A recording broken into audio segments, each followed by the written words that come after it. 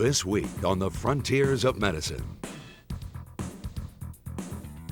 He suffers from autism, but thanks to creative education and an experimental drug therapy, this young man is overcoming his mental disorder while learning valuable life skills.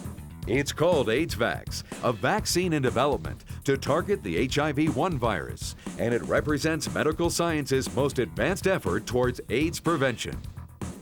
These stories and more from the Frontiers of Medicine.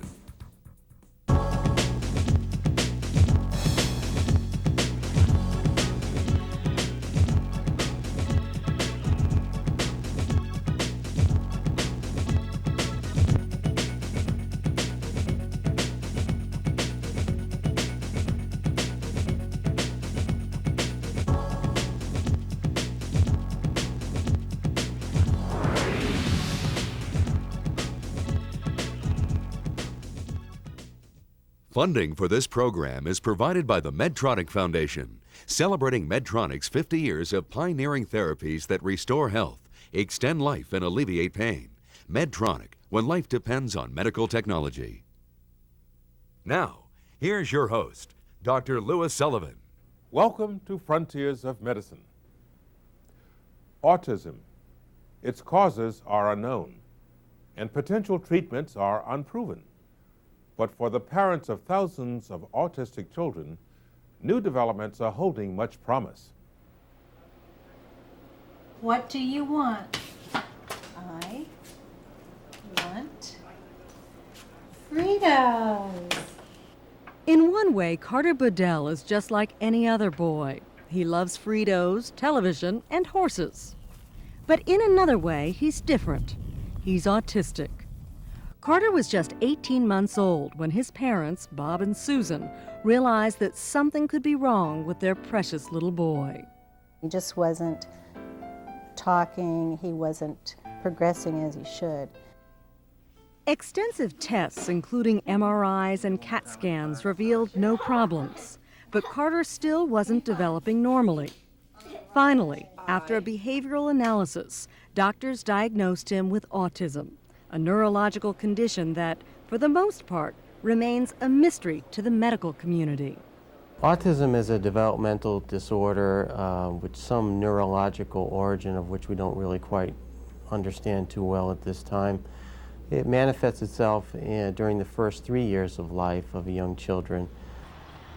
The Centers for Disease Control estimates that as many as 1 in every 500 people is autistic on some level. 80% of autistics are male. Although they look perfectly normal, autistics seem to be in a world of their own. He wasn't talking, he wasn't socializing, with other children, and had a select group of adults he would interact with. Autism delays the brain's development of social skills and communication. While it is one of the most common developmental disorders, doctors don't understand what causes it. They diagnose it by identifying behavioral markers, including repetitive movement such as rocking or clapping, lack of eye contact, trouble communicating verbally or non-verbally, and sensitivities to light, sound, touch, taste, and smell. It carries over to what he eats. He likes things with a certain texture and things that are salty. And he's always thirsty. When he was a little baby, it was unbelievable how thirsty he was. Some kids do develop normally until age 3 or 4, and then mysteriously they start losing skills. Some may even lose the ability to walk. Originally, the feeling was autism was either caused by or greatly enhanced by the refrigerator mom. It was thought that young people with autism had a cold upbringing, either with mom or with the family. And they thought that autism was related somehow to that. Dr. Bernard Rimland, the founder of the Autism Society of America and advocate for autistics and their families, was instrumental in changing that misconception. He is not only a leading expert on autism and the father of an autistic boy, he has also become a clearinghouse for information on autism treatments and controversies. Among those is the recent discovery of a possible new drug therapy called secretin, Carter is part of a test group receiving Secretin injections at the University of Maryland. Just 3 days after we had him in, he was more alert to looking at people and giving eye contact more freely. It has really enabled him to have receptive language that's a lot more focused from his standpoint. His eyes are a lot clearer when you talk to him. It's like he understands, and it came mainly from those shots. Secretin is not a new drug. It is a hormone made from pigs that's been used for years in diagnosing gastrointestinal problems. It also occurs naturally in humans. But several years ago, Victoria Beck, a New Hampshire mom, gained worldwide media attention when she reported that her autistic son Parker showed dramatic improvement after receiving Secretin during a routine pancreatic test at the University of Maryland. This observation itself suggested that children with autism may miss this hormone, or they have some problem with the release of this hormone into the blood. Because the drug is not yet FDA approved for autism, the university is now testing it in autistics with the cooperation of the National Institutes of Health and the Repligen Corporation, which owns rights to manufacture it. The University of Maryland program is led by Dr. Kara Lee Horvath. Up to 70% of the children shows different degree improvement, which can be a mild improvement or can be very dramatic, sudden improvement. It's somewhat depend on the age of the children also. Generally, the younger age group, children between 3 to 4, typically show larger improvement after Secretin injection. They hug the nurses and me, or they hug the classmates in the room. Even the language is not there, but they try to communicate with other people. So somehow they are coming back to the real world from the autistic world. It's like a curve. When he first gets them, he is more active and better off than later on in the 6-week period. Then he gets a new shot, and it builds up a little bit. And each time it's a little bit better. Despite the tight rein on speculation about Secretin, news of it has spread among parents of autistics like wildfire. Many are finding themselves relying on the internet for the latest information and clues as to which doctors are willing to provide Secretin in a so-called off-label use. Once they find a doctor willing to administer it, most parents refuse to reveal their source, fearing it will be cut off. It's very difficult to get children in, and Maryland University needs more funding for the program so that more children can be brought into it. Doctors are also worried about the hype surrounding Secretin, simply because not enough is known yet. Because it is made from pigs, children could build up antibodies to it and consequently a resistance. Dosages still haven't been worked out either. How much should a child get, and how often? Scientifically, it doesn't help the process of approval as a therapy of Secretin, and there are certain dangers if just someone injecting large dose of Secretin to the kids. There are no controlled circumstances. Secretin, while certainly the most exciting, isn't the first autism treatment to show some promise. Several studies, including one of Dr. Rimland's, have shown that just under half of autistic children show improvement after doctors administered megadoses of vitamin B6 combined with normal doses of magnesium. The children or adults become more normal. Very frequently, the children who have not been able to speak show a great interest in speech, and they try to talk. Their eye contact is improved, their tantrums are decreased, their ability to learn is improved. All in all, their direction, the direction of their improvement is to make them much more like a normal individual. As the father of an autistic boy, Jamie Parent knows the desire to find an effective treatment all too well. But he warns people not to leap into a treatment before truly investigating it.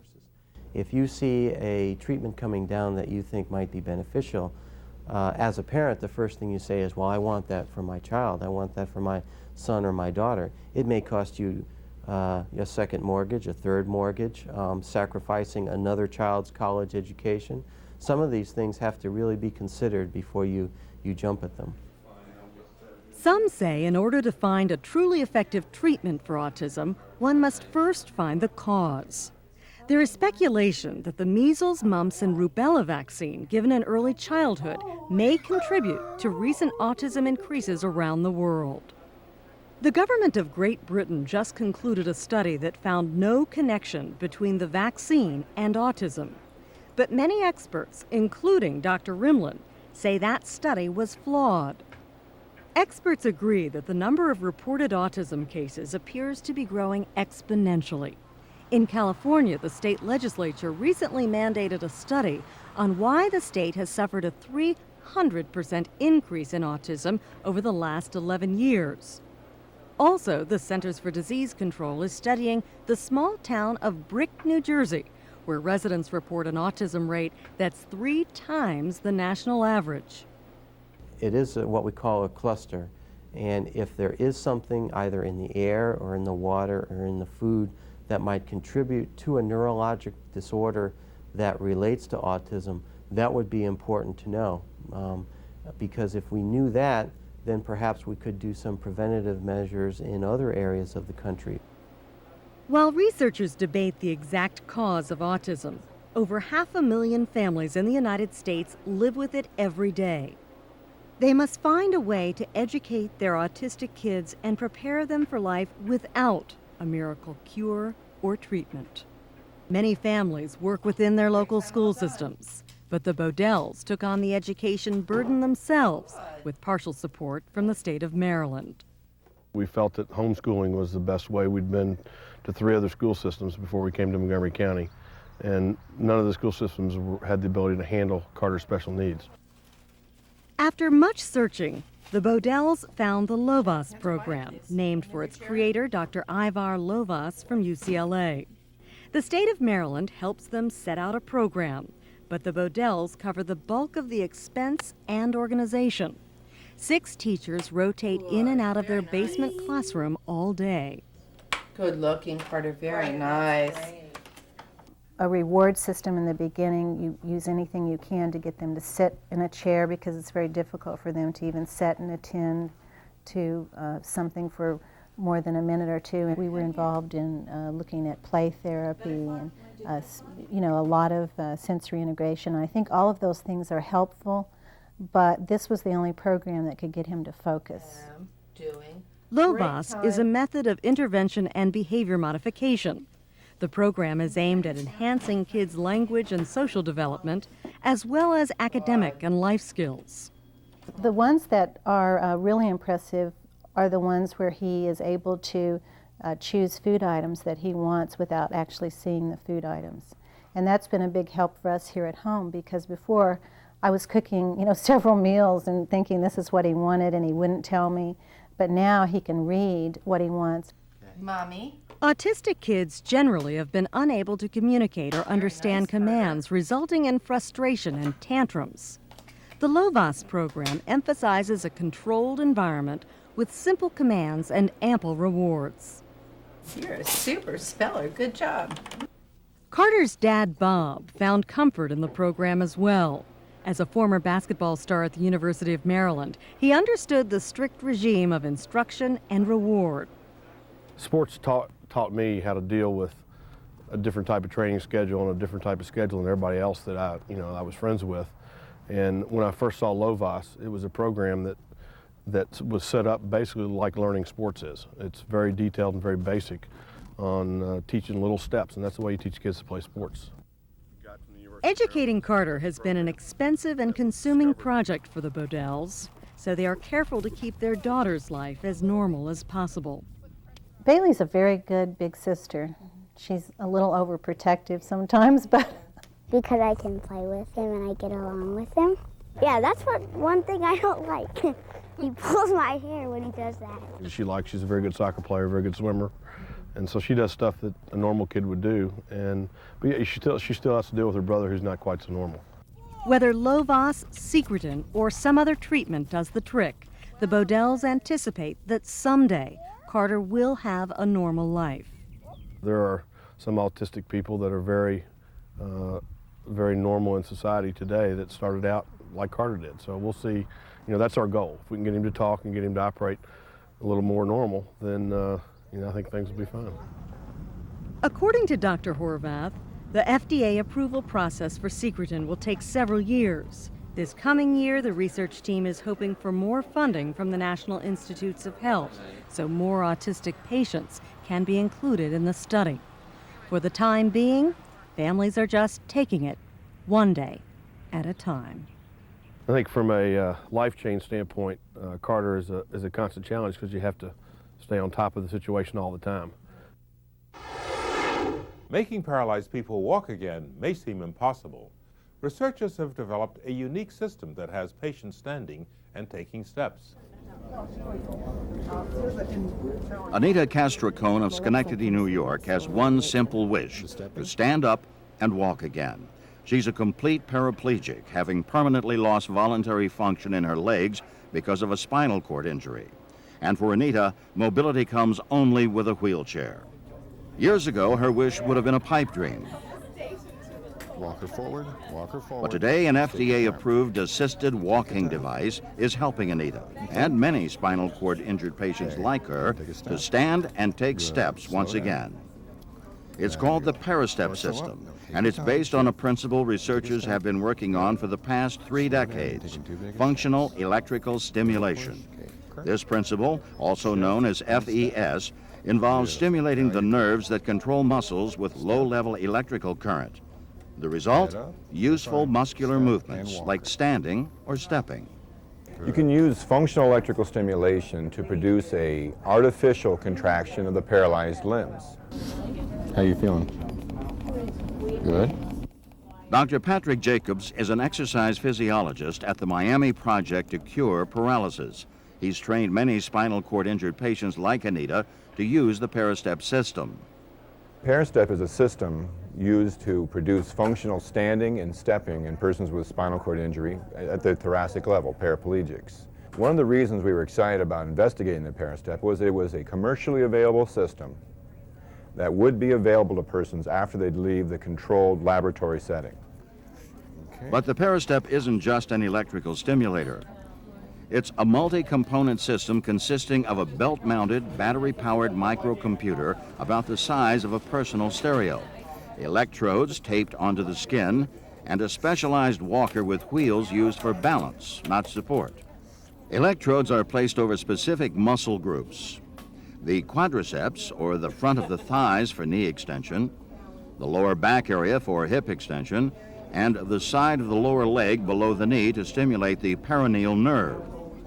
Buttons on the walker enable the user to control the microcomputer, which sends coordinated electrical impulses to the electrodes to stimulate the muscle movements for standing, sitting, or walking. The quadriceps and lower back are stimulated for standing, and half-second pulses trigger the peroneal nerve for walking. Although the steps are slow and rigid, studies show that the average user can walk about 500 feet at a time with the Peristep. Some patients were able to walk more than a mile. Our most successful user was able to walk over 1.25 miles. Now, the time it required for that was over 3 hours. With an average speed, we're talking peak speeds for this individual, approximately a half mile per hour, which was slow and deliberate. You have to trust that your legs are underneath it because you don't feel them. But it's all with your upper body and with balance. The more you do it, you realize if you take a bad step, you don't have to look down. You can just feel the way your positioning is and how you're standing. You know, you just come to rely on it in other ways. Research suggests that there are additional benefits to using the Peristep other than mobility. Increased muscle mass in the lower extremities is the most obvious physical effect. We've seen individuals make dramatic improvements in the mass of their lower extremities, up to 50% increase in the quadricep mass, that is the thigh mass, and over 25 to 30% increase in the overall thigh mass. That's in terms of the volume of the thigh. The upper extremities also benefit from assisted walking. Studies indicate that Peristep users could perform an arm crank test for significantly longer periods before reaching fatigue, and with lower heart rates during exercise and at rest as compared to their non-Peristep counterparts. And as an exercise tool, the Peristep has proven to be the best, most advanced assisted walking system on the market today. I'm stronger. My balance is better. I think it definitely, it's strengthened up some back muscles for me, so it helps in everyday life. There's encouraging news in the war on AIDS. The FDA has cleared the way for the first nationwide testing of an experimental vaccine to protect individuals from contracting HIV. The fight against AIDS has entered a new phase. The FDA has approved the first large-scale human trial of a vaccine designed to prevent new infections of HIV. Called AIDSvax, the vaccine was developed by VaxGen, a California-based pharmaceutical company. The 3-year study involves 5,000 at-risk volunteers at 58 clinics across the United States. Early phases of AIDSvax trials showed a strong immune response in over 99% of human participants. And in chimpanzee trials, 100% of the animals were actually protected against HIV. In the new AIDSvax trials, participants must be HIV negative at the start of the test and be in a high-risk group, mostly gay males without a long-term partner, along with a small number of high-risk sexually active women. 2/3 of the volunteers will be injected with AIDSvax, and the remaining third will receive a placebo. Simultaneously, there will be another AIDSvax trial in Thailand, testing 2,500 high-risk volunteers who use drugs intravenously. The AIDSvax vaccine is different from some other vaccines in that it consists strictly of synthetic copies of a protein from the surface of the HIV virus. It is completely inactive and cannot cause disease in those who come into contact with it. Researchers hope that, as with a traditional vaccine, the immune system will be fooled into creating antibodies to prevent infection. You can reproduce on the outside of a virus. You can reproduce a protein so that it stimulates an immune response. The immune system says, oh, gee, you look an awful lot like HIV, and it comes up with antibodies. And the question in this trial is, are those antibodies worth anything? Exactly. Timothy Burton is an AIDSvax volunteer in Washington, D.C. He found the trial to have an unexpected impact. And it was something I thought I was doing just to help, just to be involved, and I think could be a potentially great study. So it was very snap decision, I decided to do it. But then after I got my first vaccination and spoke to a friend of mine who was HIV positive, who, when I told him I was involved in the study, said to me, thank you, and started crying, that I realized that I was actually doing something very large, which I hadn't considered. Since no one knows if the vaccine will work, the participants are counseled about safe sexual practices each time they are vaccinated, about 7 times over a period of 36 months. One of the concerns we have with any efficacy trial, and particularly with an HIV efficacy trial, is whether or not participants in the trial will change their behavior as a result of their participation. This is something that we take seriously at each visit, and we counsel all of our volunteers at every visit about the importance of maintaining safe sexual practice while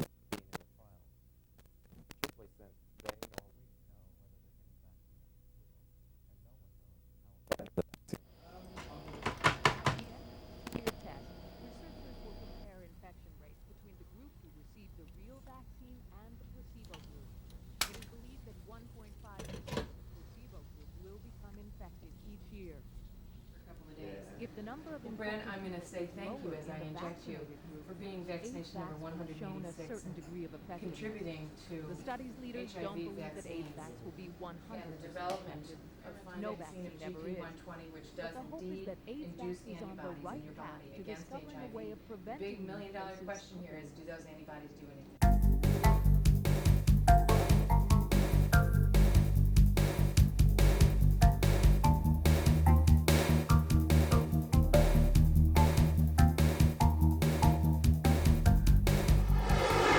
Remember, the more information you have, the better healthcare consumer you'll be.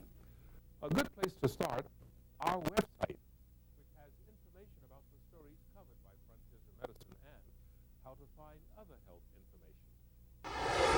In a previous program, Schwartz Pharma Incorporated, which markets the liver drug Urso and Urso medication for the treatment of chronic is improperly identified as the marketer of another ursodiol medication.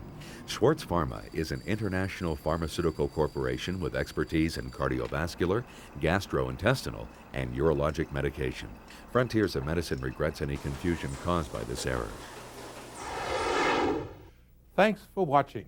We'll see you next week on the Frontiers of Medicine.